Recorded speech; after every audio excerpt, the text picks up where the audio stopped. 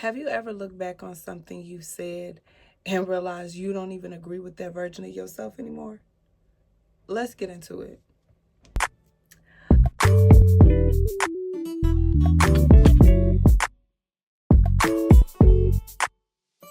It's the 28th hour experience with K.Camille, where you know it's real. It's the 28th hour experience with K.Camille, where you know it's real. Current events, different topics with a twist you can't miss. K.Camille, 28th hour experience. What's the deal? It's your girl K.Camille, and welcome here to the 28th hour experience, where we keep it real with all the stories, with all the advice. We keep it real here. I want to say hello and welcome to my new 28th hour insiders, and welcome back to my returning 28th hour insiders. And if you are trying to decide, I promise you, you will want to hit subscribe by the end of this video, or I don't know, maybe 2 minutes in. Trust me, we get into all of that. Now, this episode is episode 28, and I feel like it comes with a little bit more reflection because I am doing some recaps this episode, which is so exciting. Now, today's title is What I Said Then versus What I Know Now, and the need for growth, okay? And I know when you hit that video, you were like, what is that? Basically, we're going back on our stories because people have wrote in on what ended up happening. And I have people who write in like, did you get a recap? I did get some recaps. So we're going to get into that today. Now, honestly, when I think about what I said then versus what I said now, it feels very real from where I am now in life. Because one, I always talked about starting a YouTube channel, but the fact that I'm sitting in it is amazing. And the fact that I never thought that I would have the courage to do it, and I'm doing it, is amazing. And I hope that by the end of this video, whatever old version of yourself you let go, I hope you're proud of yourself. Okay, now before we get into everything, the music, the culture, and all the headlines, we're also revisiting my 28th hour letter moments, like I told you. And I realized some things I've said in the past hit different now that I've grown a little. And that is even in the span of starting this podcast. Like, it's so many times that I wanted to quit because I found things to be very frustrating. Some things that I found frustrating in the beginning are fun to me now. I have a flow with them. Some of these stories, when we go back to the recaps on how these people were feeling, and even remembering what I said in the first video when they, wrote in, I am really interested into what I'm going to say now, So this is a mixed conversation of reflection and just me being honest about, how my perspective has shifted over time, from even before being a mom. Can you remember that? Can you remember your thought process before you were a mom? Like the carefreeness, not even just the sleep, but the fact that you were a totally different person. I feel like you become a totally different person after each child because it's something different about a child. It's a different need that each child has, and it's pulling something else out of you. And that isn't a bad thing. It's just about growing and the need of growth. And one thing about over here at the 28th hour experience, we're always going to talk about how we can be the better version of ourselves.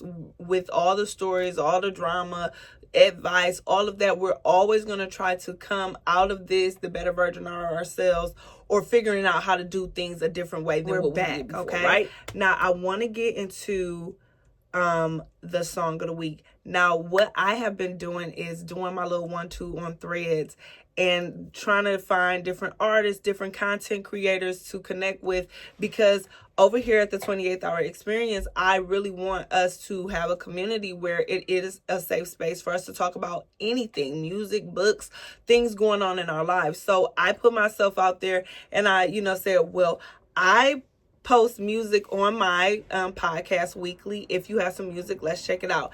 Blew up, and I end up finding some good stuff. So we are going to have a lot of new music that I'm going to be introducing to the show based off that one thread and one song coming to you today. It's called Under the Surface by Aisha Vu. And if I am butchering your name, I promise I apologize. But Aisha Vu with Edson Sean. And when I tell you, I put in the caption something uplifting, something that gets you through the week. And this is what she posted, which I love the sound so much. I ended up following her on Instagram, ended up being a listener on Spotify, ended up downloading the song to my playlist, my favorite playlist on my Apple Music. So I need you guys to go check out Under the Surface by Aisha Vu, and please let me know below, what do you think of the song? Is it such a vibe? Like, she has such a beautiful voice. Her page is right here. Go give her a follow. Tell her what you think of the song. Tell her that K.Camille sent you from over here at the 28th Hour Experience. But continue pushing forward. We are listening to you over here, Miss Vu, and we love Under the Surface. Put that in your weekly rotation, because it is a positive song. It is a vibey song that you can ride to, get some thoughts through, get your work done, homework done, get the work play in the workplace. It's an all-around song, and that's the kind of music that I try to bring over here. Songs that can get you through all your life's journeys. So I try to share and not gatekeep good music. So this is a good song, Under the Surface with Edson Sean, and go follow her on Instagram. Tell me what you think below, okay? Now, if you've been rocking with me, you already know the 28th hour of truth gets real, okay? And that's when my 28th hour insiders come in and they DM me, email me, what's going on in their world, where we could potentially talk about it and give them some sound advice. So I had some letters, and one letter was, the subject was Not the Roommate Bride, where a young lady was engaged, and her fiance were, on the up and up, just got this place together, and somehow or another, he moves in his baby mama with their daughter, their older daughter, because the baby mama fell on hard times. Now, she expressed that wasn't, working for her, and, we went into a whole spiel about, that's not cool. Yeah, her daughter, I specifically remember what I said. I said his daughter definitely, I get it, because the child comes with a package deal, which you knew about the child once you said, yes, I'll marry you. So I don't see a problem with the child staying, but the fact that the woman is staying, I don't know, that's kind of icky for me. So let's see what she wrote in today, okay? Hey, K.Camille, what's up, girl? It's me again. I wanted to give you and your listeners an update on everything that happened after my last letter. After the situation came out, things got even more tense in the house. My fiance kept insisting I was overreacting and that I was making things harder than they needed to be. But I stood firm on how disrespected I felt. A few days later, I found out she wasn't actually just staying for a few weeks, like he said. There were already conversations happening between them and about her possibly staying longer if she couldn't find anything affordable soon. That honestly broke something in me. We ended up having a long argument that turned into a deeper conversation I wish we had sooner. I told him I couldn't move forward in a marriage where major decisions were being made without me, especially in the space we share. I know that's right. He kept saying he was trying to do the right thing for his daughter, but I told him I understand that. I just don't understand being left out of a decision that affects my home and my peace. As of now, she's still not fully out, but we are no longer engaged. I moved out last week and I'm staying with my sister while I figure out my next steps. It hurts, K.Camille, I won't lie, because I didn't think standing on my boundaries would cost me my engagement. But I also know I couldn't stay in something where I felt unheard in my own home. I guess I just want to know, did I do the right thing by walking away, or did I give up too soon? So my heart dropped reading the more and more we read into this story together, y'all, because it's like the fact that you guys were having conversations about her staying longer, like I vividly remember talking about this story, and I'm going to link the episode in this in the description of me talking about this story, the original story, so you guys can check it out. Sorry. But the fact, you made the right decision. Let's start there. Because these are things that you called out. Like, you set a boundary and he didn't listen to how you felt. And this is marriage, and people always talk about it just a piece of paper. Marriage is so much deeper than just a piece of paper. This is somebody that you are potentially spending the rest of your life with, and it's going to be so many hard decisions that come along with being married, right? So with that, if somebody is displaying that they don't honor your word, your opinion, or your thought process, even early in like this, that is a dead ringer to pay attention to. A lot of women would just keep going just to keep that engagement, and then 5 years later find out something else deeper was happening and then getting a divorce. What I am proud of you is that you're doing preventative care, okay? Just like it's somebody out there, just like he proposed, it is somebody out there who will respect your boundaries. And I just made a thread about people respecting boundaries and how it does cost you things. I have boundaries even with creating content. And it's going to make me grow slower than the average content creator. But those are my boundaries. In my marriage, me and my husband, we have boundaries. And we are a team. If you go against that boundary, you no longer have access to either one of us. You no longer have access to our children. That's just what it is. People have to understand that, and especially adults and kids too. Kids have boundaries. Like, as a human being, I have a right to have a boundary. If I am telling you that this is making me uncomfortable, if I am telling you that I am not okay with this, you need to fix it. And as my future husband, as your future husband, he should have done that. He failed the task. And now you have to make better decisions for you moving forward. I'm glad that you did not stay in something just on the realms of an engagement. Because just like this one will come, the real one will come now. And this could have been a test to you to see if your resilience, to prove to yourself that you can stand on boundaries, still be a strong, resilient woman, and still have love to give. You don't have to settle. It's a lot of settling going on. It's a lot of crossing of the boundaries going on. And I feel like that is a lot of reason why people are on the edge, because people, are left with, am I doing too much? Am I not doing enough? And angry because it's like you keep pushing me, and I'm being as pleasant as I can be. A person can only take so much, and I'm glad that you stood up for yourself, because there's so many women who don't. And you can use this story as an example for your future self. You know what I'm saying? And this story for women watching, you don't have to just stay for the account of an engagement, or just an account of having a partner, or just having a friend. If somebody is disrespecting you, if somebody is openly making you uncomfortable after you express what they're doing is making you uncomfortable, they don't deserve no more access to you. And that's just point blank, period.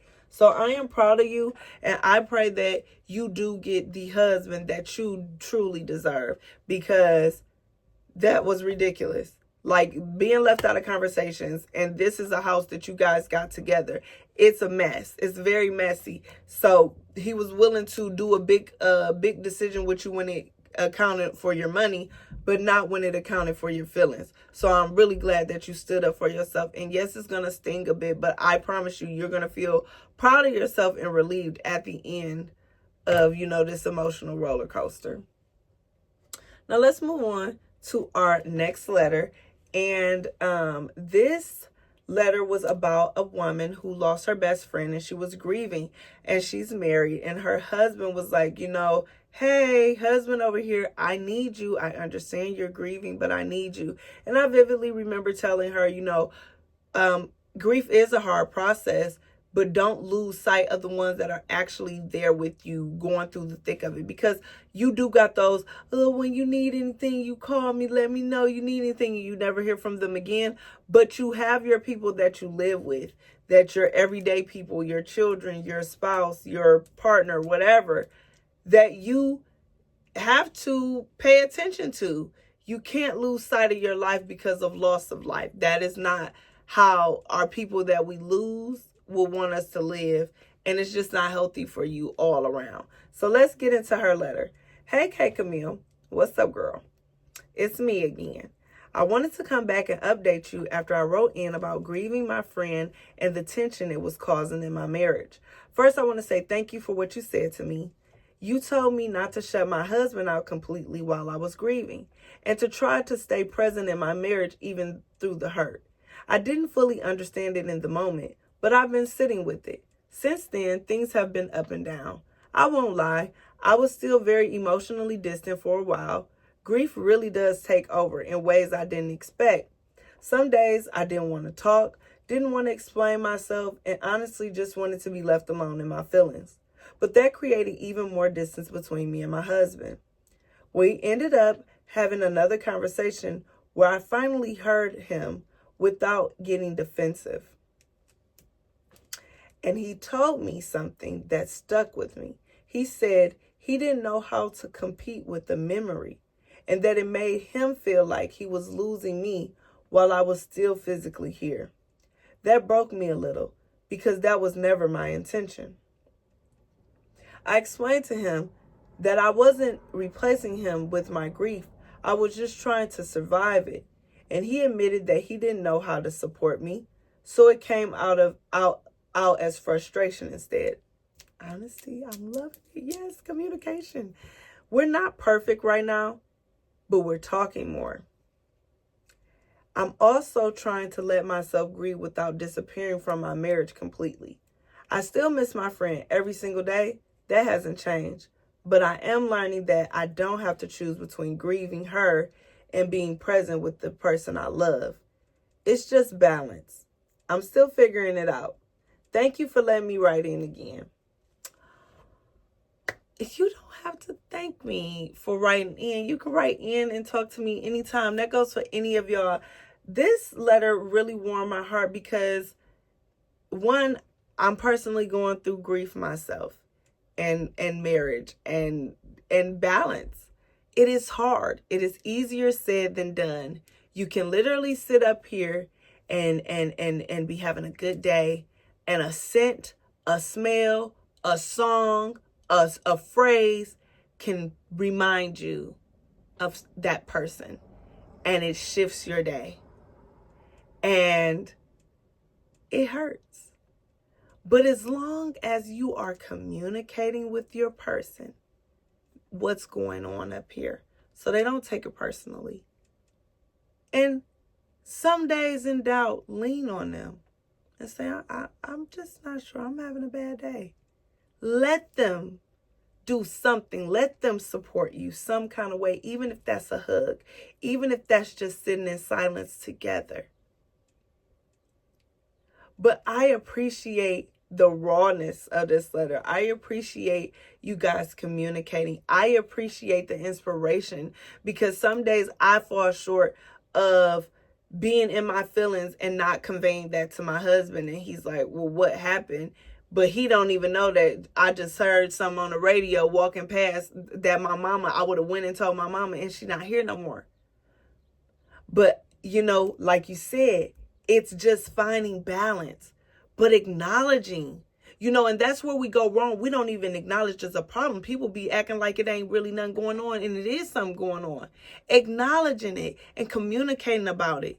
Stop sweeping stuff under the rug. Like, that is what marriage is about. Like, learning, and oh my God, I feel like I got butterflies talking about this, but like just learning one another and learning different things, because you're constantly going to grow. You're constantly going to change. Both of you are going to lose people in your lives, and you both are going to have to be there for one another. So this is going to be a good learning point when it comes around again, right? So I am so happy that you are acknowledging and communicating and embracing your husband. And your marriage is going to flourish because you guys get to look back on this and see how far y'all came. So good luck to you both. And thank you for always tuning in and writing whenever you want, girl. Now, you just don't understand, my heart is full after all those recaps. And you guys really, really, taking my advice and listening to your hearts and learning on your own discernment. Now, I want to end the 28th hour of truth with a new letter and see where this takes us. But let's continue to listen with open hearts and learn from our discernment, okay? Now, the title is, I caught my wife cheating, but she wants to stay. Hey, K.Camille. I am a 34-year-old man, recently found out my wife has been cheating for the past few months. I discovered texts, calls, and a few nights where she lied about where she was. When I confronted her, she admitted it and said she wants to stay married, promising it won't happen again. I love her and I want our marriage to work, but trust has been shattered. I keep replaying everything in my head, and I don't know if I can forgive her. K.Camille, is it possible to rebuild after this? Or am I just setting myself up for more heartbreak?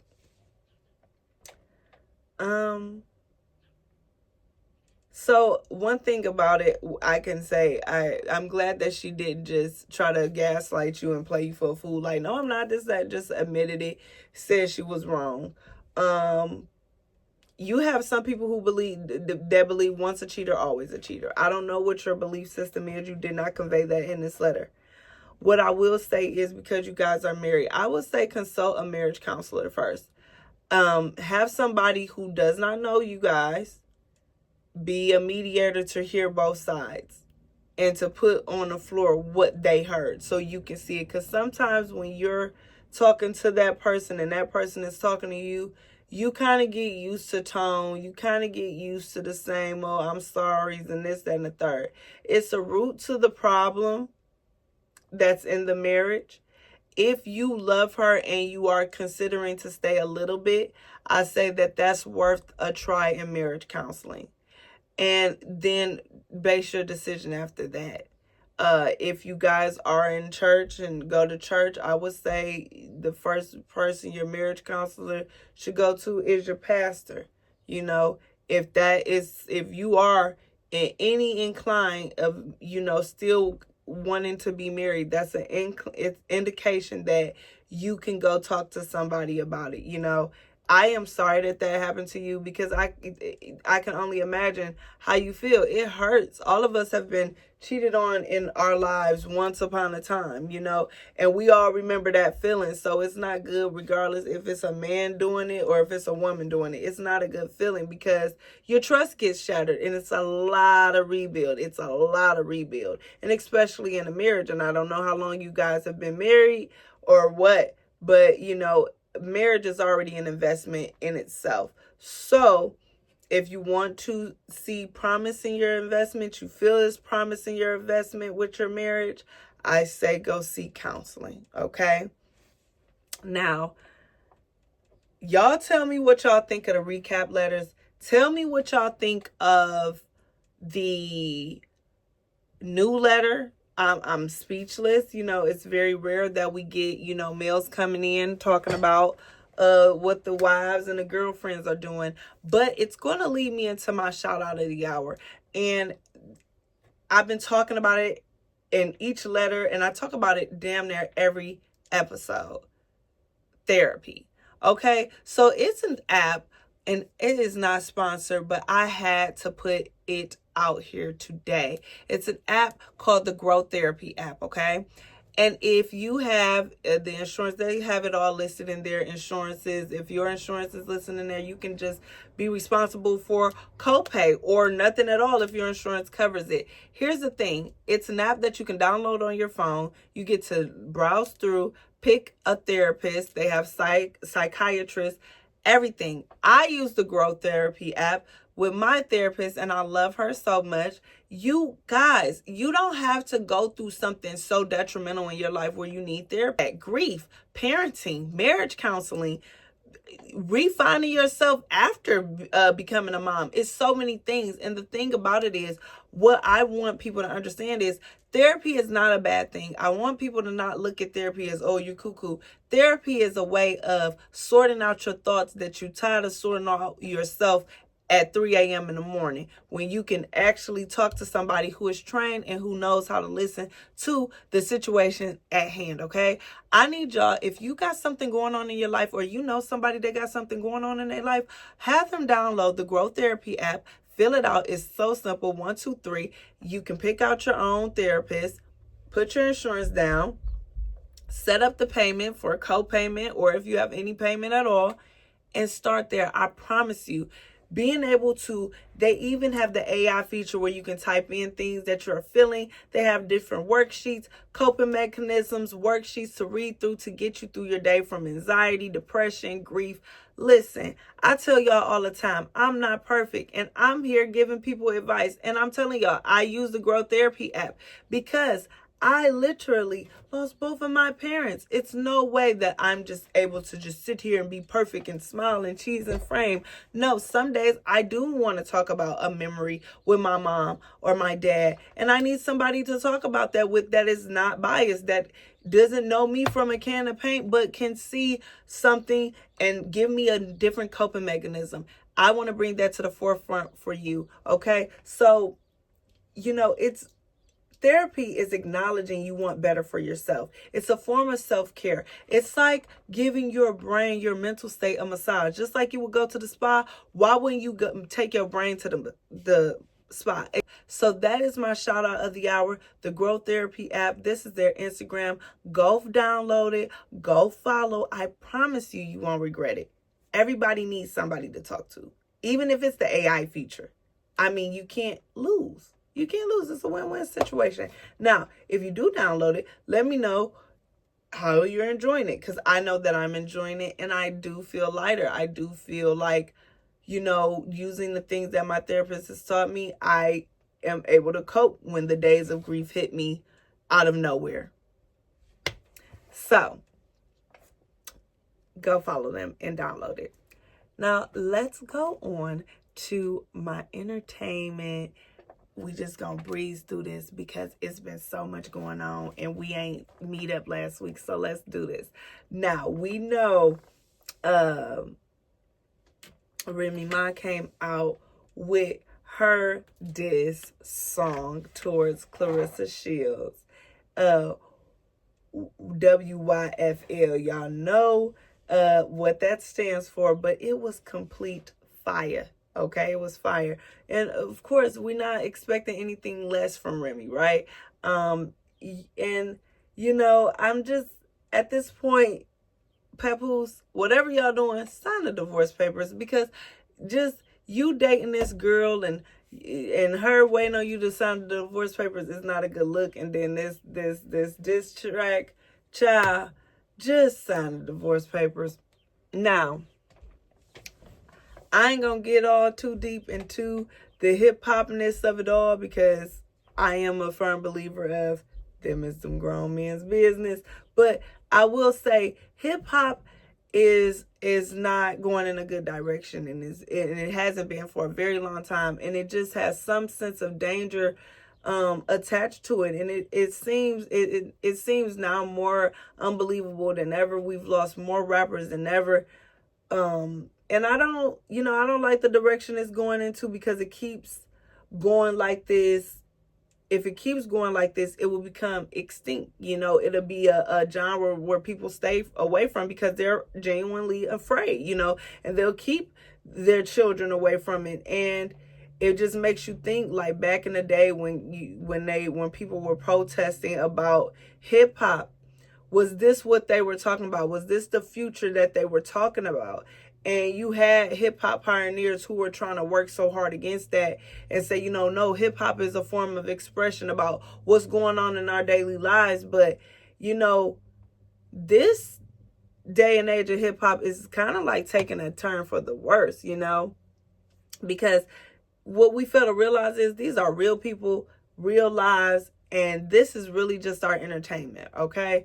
Now, keep going in entertainment. The David guy, he was arrested arrested last week for the unaliving of the 14-year-old girl Celeste Hernandez after prosecutors say they will now weigh in whether criminal charges will be pressed against him because her body was found in a car attached to his name. He is being held without bond, and a hearing will be held on Monday. I'll tell y'all next week what ends up happening with that, because that was just, it was damn near like he was taunting the police though with that. Like, it was too many. And then it's like, if you didn't do it, why would you do that to insinuate you did it? It was just a mess. So we'll get into that next week. More exciting news in entertainment world. Chris Brown and Usher announced that they will be doing an arena tour. And let me tell you, that set the internet on fire. That is going to be a treat for the aunties and the TTs and the mamas and the grandmamas, okay? Because we got Usher fans from the east to the west. We got Chris Brown fans from the east to the west. I was laughing how they said, you got ADHD. This gonna be a concert. You're gonna have Chris Brown skating, flying in the air, and Usher skating around. And I bust out laughing because I'm like, damn, and they gonna be dancing everywhere. It's just gonna be very lively. It's gonna be very fun. And I'm pretty sure very expensive. So we'll stay tuned on that. Still on concerts. Now, y'all know I went to the Cardi B Little Miss Drama concert, and it finally ended in Atlanta over the weekend. She brought out Jeezy. She had strippers. Oh, them strippers is strong. Them strippers is strong, standing on each other with them stilettos, and just the asses is proper and spinning around. Just the athleticism of a stripper. They don't talk about it enough. But she brought Missy Elliott out. She did a great show. Now, she did have a part where she went off, where she was going to cancel the show because they was playing with her. But, you know, she ended her show beautifully for her fans. I mean, she brought everybody out. Let me tell you something. Cardi is an example of resilience, and always bet on yourself, okay? If you ain't learned that from none of these celebrities, you can say you learned it from Cardi. Cardi doubted herself for many years, okay, after that debut album, because it was such a big debut album. How do I follow up with that? That is how you follow up from a debut album that you had. And a sold out hair care line in under 30 minutes, I believe, under 32 minutes. Do it really damn matter? She really did her big one. I enjoyed the concert here in Detroit, and, you know, just seeing everybody post about it and everybody give her flowers, and her giving flowers. You know, it was a good sight to see, and that's how it should be. So congratulations to you, Cardi B. And to do all of that with children, and to just had a child, and to do a tour and sell it out, and the costumes, the makeup, the beauty, the dancing, you did that. Now I can only hope that you get some rest, girl. Congratulations. And now I hope you can really lay in your bed and rub your feet together, okay? Now, some more entertainment news. Y'all know that Disney finally announced Pretty Proud as a character at the park. She is there. She's so cute. And I am excited because now we have more representation for the culture, okay? So I was excited to see that over the weekend. A little more excitement for Detroit basketball when it comes to the WNBA. They have agreed to an expansion to Detroit, and the franchise is set to begin in 2029. So Detroit is rejoining the league after the shock era, and it is such a great sight to see. So I can't wait to see that. It's going to inspire more young women. Y'all know we get into real stuff over here. Not saying that nothing is less than real, but you know I do beyond the headlines.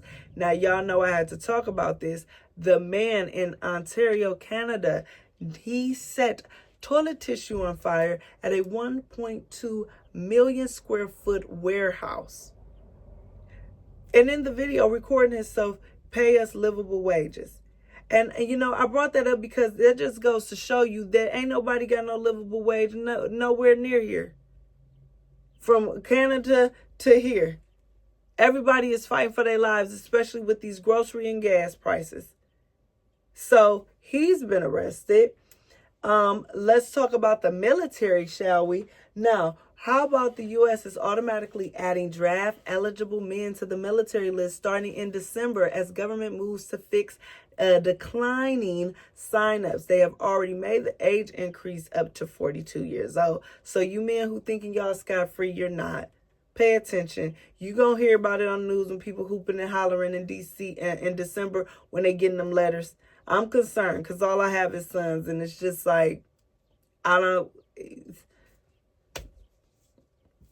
People gonna be doing a lot to not go to the army, and that's unfortunate. Now I seen this disturbing thing, and I need y'all to be careful because I know a lot of my listeners in purchase these things. I have purchased things, so we need to be mindful. I know that I won't be because I would rather be safe than sorry. Now I don't buy Lululemon, never have, because I'm not spending that on that, but it is being linked allegedly, and they are being investigated allegedly for having chemicals in their clothes linked to cancer and infertility. And on top of that, Shein is too. So be mindful when you're ordering from these fast fashion places or these popular brands.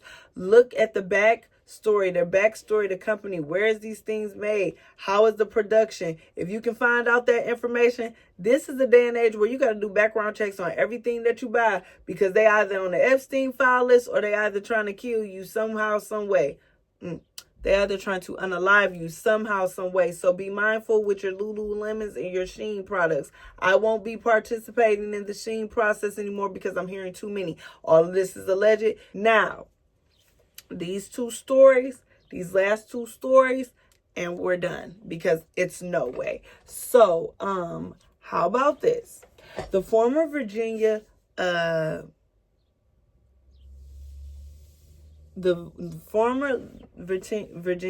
governor, Justin Fairfax, unalives his wife and then himself while their children were at home.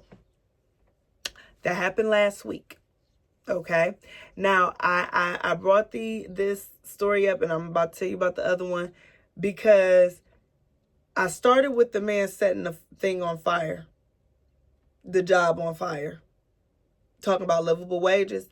And I'm ending with these to let you know that it's something going on where it's a global issue, okay? People are on the edge. People don't know where to run. People don't know who to talk to. People don't know where to hide. People don't know what to believe in. People don't know what to do. And that's another reason why I brought up the shout out of the hour, because it's been a lot of unaliving going on. So this man unalived himself and then unalived his wife and then himself while the children were in the home. I want to say rest in peace to that woman, because they said he did it downstairs. Let me go down. Let me just read it. Let me go read it. Let me see what I got, because I believe I think I did. Yeah. Okay. Yes. So this happened in Annandale, Virginia, and it's sad. Justin Fairfax, a once high-profile political figure, is accused of unaliving his wife before taking his own life in what police are calling a unaliving side inside their home. And according to authorities, everything unfolded just after midnight. Police say Fairfax pow his wife, Serena Fairfax, multiple times in the basement. After that, he went upstairs to the primary bedroom and pow himself. And what's even more heartbreaking is the teenagers were in the home. I don't know what's going on, people, but you would think people like that, of that stature, they should be happy. They have some money. They have influence. It's not always about that. Sometimes it's some things you can't run from in your mind. And that's why I'm always pushing therapy over here, guys, if it can help prevent, or because if you could talk to somebody and they signal red flags, somebody can be saved potentially. Now, I'm going to let y'all on this last story happening in Louisiana over the weekend, where they are investigating a mass pew-pewing that unfolded earlier yesterday morning, with emerging reports identifying the suspect as Shamar Elkins. While officials have not fully confirmed all details, it's being alleged that the victims include his own children, making the tragedy even more disturbing. Police responded just after 6 a.m. to reports of a domestic disturbance in the 300 block of West 79th Street, where they discovered what a spokesperson described as an extensive crime scene stretching across 2 homes, with a third location on nearby Harrison Street also involved. In total, 8 children between the ages of 1 and 14 were found unalive. Authorities say the gunman fled the scene, carjacked the vehicle, and led police on a chase before being piled and unalive by officers during a confrontation. Authorities are now continuing to piece together what led up to the violence as the community reels from what is being called an unthinkable and heartbreaking loss. Seeing that report on Facebook, seeing the other report on Instagram, 2 different social media sites, 2 different stories with all the same content, all the same foundation. A man on the brink of that has lost it all. And a couple of episodes before that, what was I talking about? In Centerline, Michigan, in Warren, where the man unalived the woman, execution style, in the kitchen in front of her children and walked out and handed them candy like it was nothing. It is something going on in this world today where you got kids unalive adults, adults unalive kids, elderly are not safe. No one is safe and everybody is on the edge, okay? It's not a safe time. Now, this brings us to the end of episode 28 of the 28th Hour Experience with me, your girl K.Camille. And this one felt a little different for me, more reflective, more honest, and just sitting with how things can shift when you give yourself time to grow. And with these unalivings, if they gave themselves a chance to calm down and think things through, things probably could have been different. We will never know now because everybody involved is unalived. Because when I think about what I said then and versus what I know now, I can clearly see that it's not just about being wrong. It's about evolving. Growing up. Life is a way, and I wrote this and I wanted to share this with y'all. Life has a way of teaching you, stretching you, and sometimes even humbling you in ways you don't realize until you look back. So I hope this episode made you think a little, maybe reflect a little on your own journey too. And as always, I appreciate y'all for giving me a piece of y'all hour to be in the 28th hour with me, your girl, K.Camille. And so I know it's real, hit that bell at the top so you don't miss no videos. I come every Thursday night. Subscribe, like, comment, follow. If you want to send me a letter, follow me on Instagram at the 28th Hour Experience. Send me a letter on my email at the 28th Hour exp@gmail.com. Follow me on Facebook at the 28th Hour Experience. And I am on TikTok at K.Camille28. I love y'all and I will talk to y'all next week. And I will talk to y'all in these comments below. Let me know what y'all thought of the letters and the Beyond the Headline stories. It was a lot to talk about this week. That's why we're a little bit longer. But we'll get back into it next week, y'all. See ya. K.Camille, 28,000.